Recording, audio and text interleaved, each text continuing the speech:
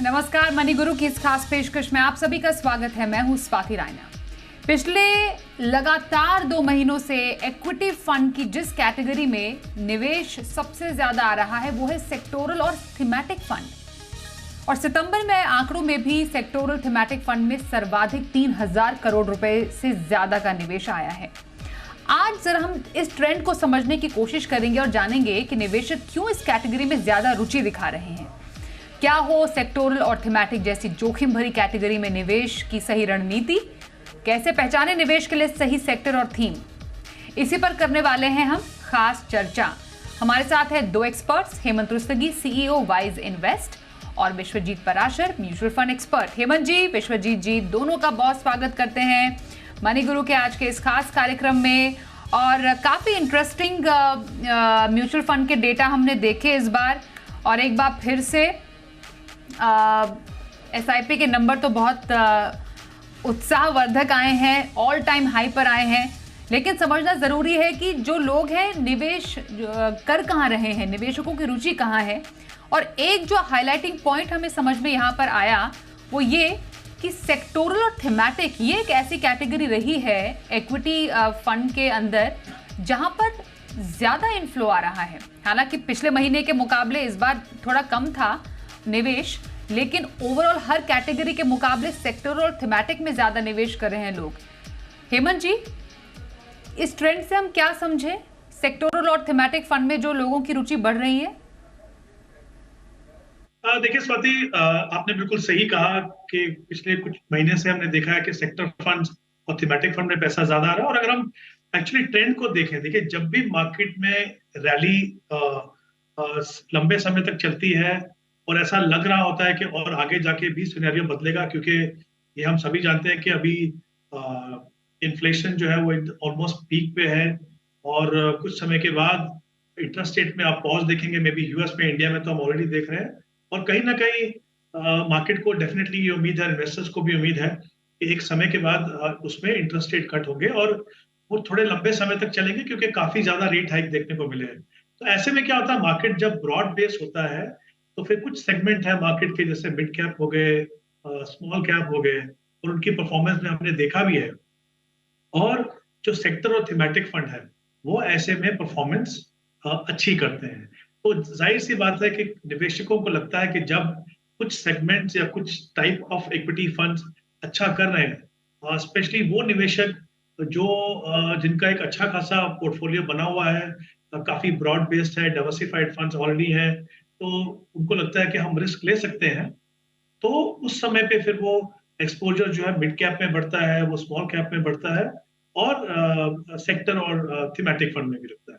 लेकिन ये जैसा कि हम जानते हैं कि जब हम सेक्टर और थीमेटिक फंड की बात कर रहे हैं तो सेक्टर फंड का यूनिवर्स बहुत नैरो होता है। यानी वो ये जो फंड है, जैसा कि नाम से पता चलता है, वो एक पर्टिकुलर सेक्टर में इन्वेस्ट करते हैं। मतलब जितना डाइवर्सिफिकेशन आपको दूसरे फंड्स में मिलता है वहां पे नहीं मिलेगा, हाँ, लेकिन एक सेक्टर के बीच में आपको डाइवर्सिफिकेशन मिलेगा। अगर हम थीमेटिक फंड्स की बात करें तो एक थीम है जो अक्रॉस सेक्टर्स हो सकता है, अक्रॉस मार्केट सेगमेंट हो सकता है। तो वो सेक्टर फंड से थोड़ा ज्यादा ब्रॉड बेस्ड है, बट जो नॉर्मल डाइवर्सिफाइड फंड है उससे थोड़ा कंसंट्रेटेड है। तो ये ऑब्वियसली एक ऐसी कैटेगरी है जो हाई रिस्क हाई रिवॉर्ड की कैटेगरी है। और डेफिनेटली देखिए, जब इकोनॉमी अच्छा करने की उम्मीद हो, मार्केट अच्छा कर रही हो, तो ऐसे कुछ सेक्टर हमेशा रहेंगे और ऐसे कुछ थीम रहेंगे जहां पे अपॉर्चुनिटीज मिलेंगी आपको। तो मैं ये नहीं कहूंगा कि उनमें इन्वेस्ट करना जो भी कर रहे हैं वो गलत कर रहे हैं। अपॉर्चुनिटीज हैं। अगर आप ऐसे निवेशक हैं, आप समझते हैं आप कितना इन्वेस्ट कर रहे हैं, क्यों इन्वेस्ट कर रहे हैं, तो डेफिनेटली एक स्टेज के बाद ये आपके पोर्टफोलियो में एक अच्छा एडिशन हो सकता है, प्रोवाइडेड आप उसको सही प्रोपोर्शन में ले। और आई थिंक वही ट्रेंड हमको यहाँ पे देखने को मिलता है बिल्कुल। तो विश्वजीत जी, एक ओवरऑल जो हम एक निवेशक की रुचि, रुझान या फिर ट्रेंड समझें, वो चाहते हैं कि मार्केट की तेजी का ज्यादा से ज्यादा फायदा उठाएं, हाई रिस्क हाई रिटर्न वाले कैटेगरीज में भी निवेश करने का मौका इस वक्त निवेशक तलाश रहे हैं। और यही वजह है कि पिछले 2 महीनों से लगातार हमने सेक्टोरल और थीमेटिक फंड्स में ज्यादा इन्फ्लोज आते हुए देखे हैं।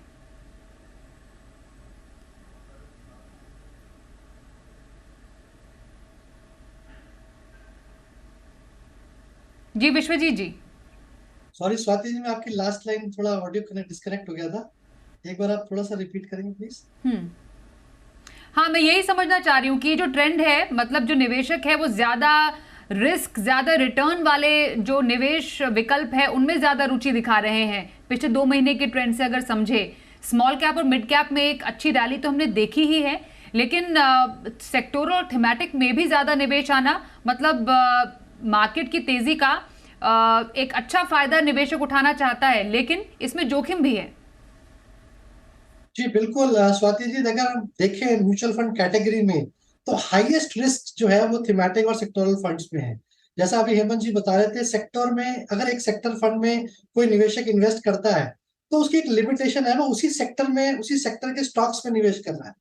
थीम जो है, थीमेटिक जो फंड्स आते हैं, वो भी एक हाई रिस्क ऑप्शन है, क्योंकि कभी कभार ऐसा होता है कि वो थीम वर्क नहीं करती है या कुछ ज्यादा लंबा समय लेती है, उस थीम को प्ले होने में टाइम लग जाता है। तो मेरे हिसाब से जो निवेशक पहली बार निवेश कर रहे हैं उनको ऐसे फंड से बचना चाहिए, क्योंकि एक हाईएस्ट रिस्क कैटेगरी है। मार्केट में एक अच्छा सेंटिमेंट्स है, तो नेचुरली स्मॉल कैप के बाद व्हाट नेक्स्ट, तो लोग सोचते हैं कि कुछ थीम्स और सेक्टर फंड्स में जो उनको लगता है कि बहुत बुलिश है, जिनमें लगता है कि ग्रोथ काफी अच्छी आएगी और यहाँ पे आउटस्टैंडिंग रिटर्न्स बन सकते हैं नॉर्मल फंड से भी ज्यादा, तो लोग ये सोचते हैं कि ऐसी थीम्स में क्यों ना निवेश किया जाए, क्योंकि इंडिया एक ग्रोथ स्टोरी है और बहुत सारे सेक्टर्स और थीम्स इस पे चल रहे हैं। तो मेरे ख्याल में थोड़ा सा डाइवर्सिफिकेशन करने की कोशिश की जाती है और ये हाई रिस्क इन्वेस्टर्स के लिए बहुत सुटेबल है। बिल्कुल।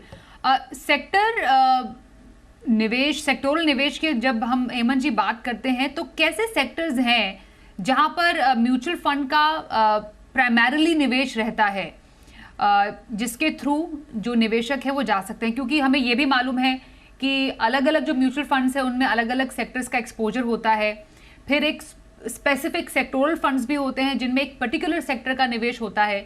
तो आपकी नज़र में वो सही तरीका क्या है? क्योंकि अगर एक एक्टिव फंड लिया, उसके पूरे कॉम्पोजिशन जानना और समझना कि इस म्यूचुअल फंड ने कहाँ कहाँ पर और किस सेक्टर में निवेश किया है, वो क्या आपको लगता है ज़्यादा एक टीडियस काम हो सकता है एक निवेशक के लिए, रादर वो एक सेक्टर ही पकड़ ले और वहां पर निवेश कर ले? तो दोनों जो तरीके हैं एक सेक्टर में निवेश करने के, उस पर आपकी क्या राय होगी?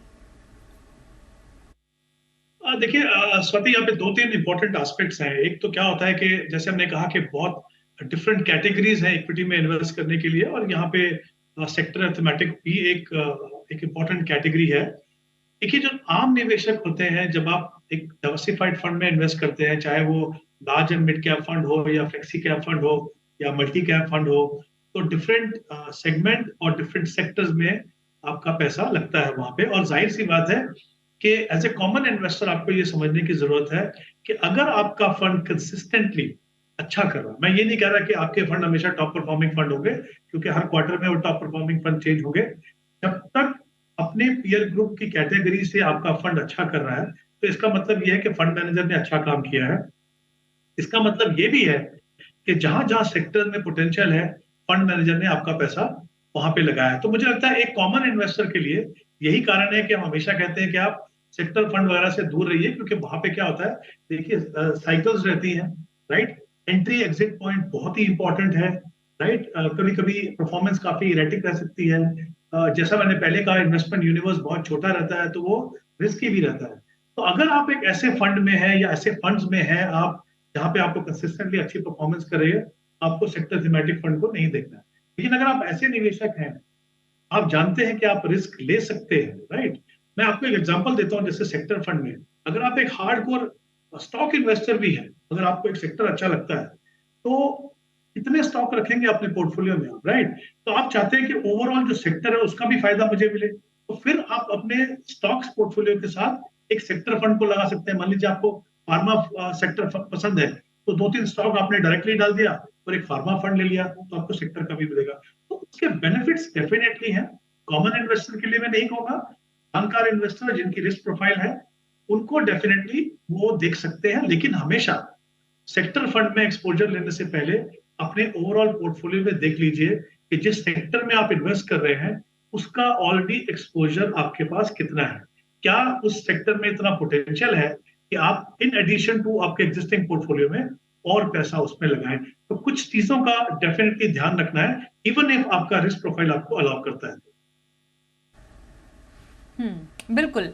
तो एक सही सेक्टर को पहचानना जरूरी है, हेमंत जी जैसे कह रहे हैं विश्वजीत जी कि सेक्टर को पहले पहचानो, कौन सा सेक्टर काम कर सकता है। लेकिन ये इतना सिक्लिकल इन नेचर है, कोई सेक्टर कभी काम करेगा या फिर हमेशा मार्केट के उस दौर में काम नहीं करेगा। तो एंट्री और एग्जिट काफी ज्यादा इंपॉर्टेंट हो जाता है।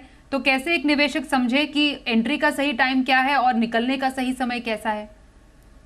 ये बिल्कुल स्वाति जी, सबसे पहले तो मैंने देखा है कि बहुत सारे सेक्टरल थीमेटिक फंड्स जब आते हैं जब वो सेक्टर ऑलरेडी पीक पे होता है, तो आपको ये बहुत ध्यान रखना है कि आपको उस सेक्टर में इन्वेस्ट करना है या थीम में इन्वेस्ट करना है नहीं, जो अभी अभी नहीं, आने वाले सेक्टर समय नहीं। में जिसके अंदर पोटेंशियल है रिटर्न्स लाने का, ना कि वो ऑलरेडी ऑलरेडी पीक पे है। तो ये सबसे इंपॉर्टेंट है, क्योंकि मैंने ऐसा देखा कि 1999 में आईटी सेक्टर में बूम आया और 2000 के बाद बहुत ज्यादा क्रैश भी आया, तो ये इस वजह से काफी रिस्की हो जाता है। तो आपको देखना है कि आज के समय में कौन से सेक्टर्स ऐसे हैं जो ग्रोइंग हैं, जिनमें आने वाले समय में रिटर्न्स बन सकती हैं। हो सकता है कि उनकी वैल्यूएशंस आज कम है या उनकी रिटर्न्स अभी इतनी अच्छी नहीं दिख रही हैं, तो ये सबसे इंपॉर्टेंट है।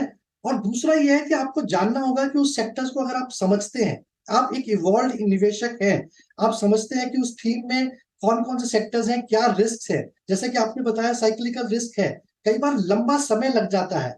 आपकी एक्सपेक्टेशन के हिसाब से आपने 2-3 साल सोचा था, लेकिन 8-10 साल लग जाते हैं उस थीम को परफॉर्म करने में, डिलीवर करने में और पीक पे आने में। तो आपके अंदर एक बहुत पेशेंस होना चाहिए और एक लंबा समय टेन्योर वेट करने के लिए होना चाहिए, ताकि आप उस थीम का पूरा इंजॉय कर सकें, उसके रिटर्न्स पूरे यूटिलाइज कर सकें। तो ये 2-3 कारण हैं जो बहुत इंपॉर्टेंट है जब आप एंट्री करें।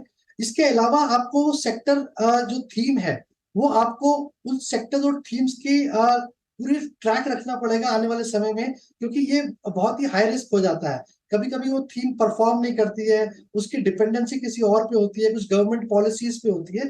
तो आपको हमेशा अपडेटेड रहना पड़ेगा कि ये थीम किस तरीके से परफॉर्म कर रही है। और अगर आप 7 साल 8 साल के लिए इसमें निवेशित रहेंगे, तभी आप इस साइकिल का या इस थीमेटिक टाइप ऑफ फंड्स का रिटर्न आप पूरा एडवांटेज ले पाए। बिल्कुल। तो हेमंत जी ऐसे में कौन से सेक्टर्स आपको पसंद हैं, मतलब कैसे आइडेंटिफाई करें कि कौन से सेक्टर में निवेश किया जा सकता है, और आपकी नज़र में कौन से फंड्स हैं, सेक्टोरल फंड्स हैं जो कि पोर्टफोलियो का हिस्सा हो सकते हैं? जी स्वाति, आई थिंक ये बहुत ही इंपॉर्टेंट एस्पेक्ट है, स्पेशली उन निवेशकों के लिए जो समझ-बूझ के बाद ये फैसला करें कि उनको सेक्टर फंड में जाना है। जैसा आपने कहा, कहाँ पोटेंशियल है, मैं आपको कुछ एग्जांपल दे सकता हूँ आपको। पहले तो मैं बता दूं कुछ सेक्टर जो मुझे लगता है अगर आपको इन्वेस्ट करना है तो कौन से सेक्टर है। जैसे मुझे लगता है बैंकिंग एंड फाइनेंशियल सर्विसेज है, फार्मा फंड हो गए, इंफ्रास्ट्रक्चर फंड हो गए, और अगर आपको थोड़ी कॉन्ट्रेरियन बेट लेनी है तो आईटी फंड हो गए। मैं आपको 2 सेक्टर के बारे में बताता हूँ, उसका रैशनल क्यों देखना चाहिए। जैसे हम बैंकिंग फाइनेंशियल सर्विसेज की बात कर रहे हैं, आप किसी भी वेल डाइवर्सिफाइड फंड को आप उठाएंगे तो आप देखेंगे सबसे ज्यादा एक्सपोजर जो है वो बैंकिंग और फाइनेंशियल सर्विसेज में मिलेगा। लेकिन बैंकिंग और फाइनेंशियल सर्विसेज, देखिए 2 तरह के फंड है, एक प्योर बैंकिंग फंड है और एक banking and financial services fund है। इनमें NBFCs, private sector bank, public sector bank, insurance company, ये सब रहती है। अगर हम इसको थोड़ा सा स्टडी करें तो देखेंगे कि पब्लिक सेक्टर बैंक की परफॉर्मेंस, बिकॉज वहां पे वैल्यूएशन अच्छी थी, उनकी काफी अच्छी रही है, राइट। कुछ एनबीएफसी की परफॉर्मेंस भी बेहतर हुई है रिसेंट टाइम में। लेकिन जो प्राइवेट सेक्टर बैंक है और जो इंश्योरेंस कंपनीज हैं, यूजुअली आप अगर देखेंगे बैंकिंग फंड में या फाइनेंशियल सर्विसेज फंड में, तो करीब 40 से 45% एक्सपोजर जो है वो आपको प्राइवेट सेक्टर बैंक में मिलेगा, और फिर 8 या 10% के करीब या उससे थोड़ा ज्यादा इंश्योरेंस कंपनी में मिलेगा। तो ये 50 या 55% ने अभी तक परफॉर्म नहीं किया, right. It's a matter of time, obviously आगे जाके ये दोनों के दोनों जो सेगमेंट है ये परफॉर्म करेंगे। तो इसीलिए मुझे लगता है कि बैंकिंग में अच्छा है। कॉन्ट्रेरियन, जैसे मैंने कहा, आईटी के लिए जो पिछला समय है, पिछले 1-1.5 साल काफी खराब रहा है, क्योंकि इन्फ्लेशन ऊपर था, इंटरेस्ट रेट ऊपर था। ऑब्वियसली ऐसे सिनेरियो में, स्पेशली जब यूएस में इस तरह का सिनेरियो है, तो आईटी कंपनीज को नुकसान हुआ उससे। लेकिन आगे जाके जैसा हमने कहा कि किस समय पे जब इंटरेस्ट रेट कट होंगे तो ये सेक्टर के लिए अच्छा होगा। लेकिन क्या वो 1 क्वार्टर लेगा या 2 क्वार्टर लेगा या 3 क्वार्टर लेगा, अगर आप में वो पेशेंस है, और मुझे लगता है अगर आप कॉल ले भी आईटी फंड में तो फिर थोड़ा ग्रेजुअली इन्वेस्ट कीजिए। लेकिन एक बार जब इंटरेस्ट रेट कट होने लगेंगे, वो साइकिल लंबा चलेगा, तो ये डेफिनेटली अच्छा करेंगे वहां पे। इनमें भी ऐसे फंड्स हैं जिनमें मिक्स है, आईटी कंपनीज भी हैं और न्यू एज कंपनीज भी हैं। जैसे मैंने एक फंड की बात की, फ्रैंकलिन इंडिया जो टेक्नोलॉजी फंड है, इसमें कुछ कंसेंट्रेटेड बेट्स हैं new technology, new age companies में, और साथ में आईटी कंपनीज भी हैं। तो आई थिंक वहां पे भी आपको देखना है कि किस तरीके का आपको एक्सपोजर मिलता है। तो जैसे मैंने कुछ सेक्टर की बात की, इसके अलावा इंफ्रास्ट्रक्चर मुझे लगता है वो अच्छा कर सकता है, उसमें भी देखा जा सकता है, और फार्मा। तो ये कुछ सेक्टर्स हैं, बट उनके अंदर भी जैसा मैंने कहा, सिलेक्शन करने से पहले कुछ एस्पेक्ट्स को देखना बहुत इंपॉर्टेंट है। बिल्कुल। तो ये कुछ सेक्टर्स हैं जिसका ध्यान दिया, banking and financial service sector, technology sector हो गया, या आईटी सेक्टर जिसमें हम कह रहे हैं, इंफ्रा सेक्टर है जिसका जिक्र किया, फार्मा सेक्टर है, जो कि ऐसे कुछ सेक्टर्स हैं, हेमंत रुस्तगी जी का मानना है कि यहाँ पर आप खरीदारी के मौके तलाश सकते हैं। एक ब्रेक के लिए यहाँ पर रुकते हैं, और ब्रेक के बाद भी हम चर्चा करेंगे कि एक थीम को कैसे आप पहचान सकते हैं, कौन कर सकता है सेक्टोरल और थीमेटिक फंड में निवेश, कितना रखना चाहिए अपने पोर्टफोलियो का हिस्सा इसमें, एक छोटे से ब्रेक के बाद।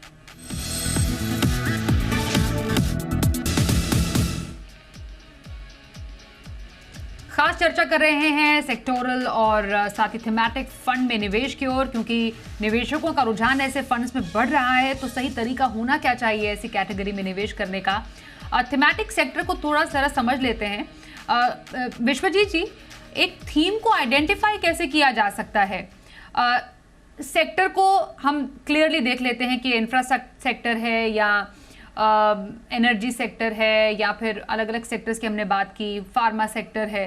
तो सेक्टर्स को आइडेंटिफाई करना आसान होता है, पर किस थीम के तहत कोई एक फंड काम कर रहा है, या कोई एक सेक्टर भी किस थीम पे काम कर रहा है, वो कितना आसान है निवेशकों के लिए, और चुना कैसे जाए? देखिए स्वाति जी, आसान तो नहीं है चुनना कि आपके लिए कौन सी थीम या कौन सा सेक्टर आने वाले समय में परफॉर्म करेगा। ये एक बहुत ही थोड़ा सा डिफिकल्ट टास्क है जो फंड मैनेजर्स म्यूचुअल फंड के करते हैं आपके बिहाफ पे। तो अगर कोई थीम या सेक्टर आपको आइडेंटिफाई करना है, तो आपको वैल्यूएशंस देखनी होगी उस सेक्टर की, उस थीम की। आपको उस सेक्टर और थीम समझ में आना चाहिए। फॉर एग्जाम्पल, अगर हम आईटी सेक्टर ही लेके चलते हैं, जैसा भी हेमंत जी बता रहे थे, तो सडनली हमने देखा कि आईटी सेक्टर का जो परफॉर्मेंस है वो भी अंडर परफॉर्म कर रहा है, जबकि मार्केट में एक ब्रॉड बेस्ड रैली रही है। क्योंकि बिजनेस जो आता है वो यूएस और यूरोप जैसी कंट्री से आता है, जहां पे एक रिसेशन का प्रेशर है। तो आपको उस थीम को समझना है कि वहां पे उस सेक्टर में चल क्या रहा है, और ये क्या आने वाले समय में ये थीम चलेगी। तो अगर आप देखें तो 2-3 साल या 1 साल भी देखें बाद, हमें ऐसा लगता है कि डिजिटल और ये आईटी सेक्टर हमेशा चलेगा, क्योंकि सारा दुनिया आजकल उस डिजिटल और आईटी सेक्टर के आसपास घूम रहा है। इंडिया में अगर देखें तो मैन्युफैक्चरिंग थीम हमें लग रहा है कि अगर आप मीडिया में रोज ट्रैक करें कि एक थीम इमर्ज हो रही है मैन्युफैक्चरिंग। गवर्नमेंट की जो पॉलिसीज आ रही हैं वो मैन्युफैक्चर को फेवर कर रही हैं। बड़ी बड़ी कंपनीज इंडिया में आके मैन्युफैक्चर करना चाह रही हैं। प्रोडक्शन लिंक इंसेंटिव्स हो रहे हैं, टैक्सेस कम हो रहे हैं मैन्युफैक्चर, अगर कोई कंपनी आके मैन्युफैक्चर करती है इंडिया में। और हमारा कंट्री जो है बिल्कुल रेडी है मैन्युफैक्चरिंग जैसी थीम के लिए। तो ऐसे अगर आप सेक्टर या थीम को आइडेंटिफाई करेंगे तो आपको समझ में आएगा कि ये थीम आने वाले टाइम में चल सकती है।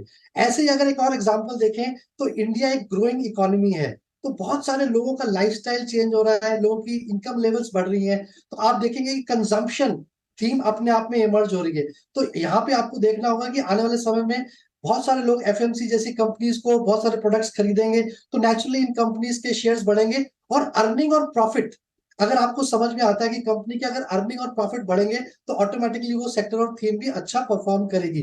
तो इसी तरीके से अगर हम देखें, डिफेंस जैसे एक थीम है, आज बहुत तेजी से इंडिया में डिफेंस को लेके बहुत अच्छे आत्मनिर्भर हम बन रहे हैं, अब सारे प्रोडक्ट्स हम इंडिया में बना रहे हैं, तो बहुत सडनली देखेंगे ये स्टॉक्स एकदम से चढ़ रहे हैं।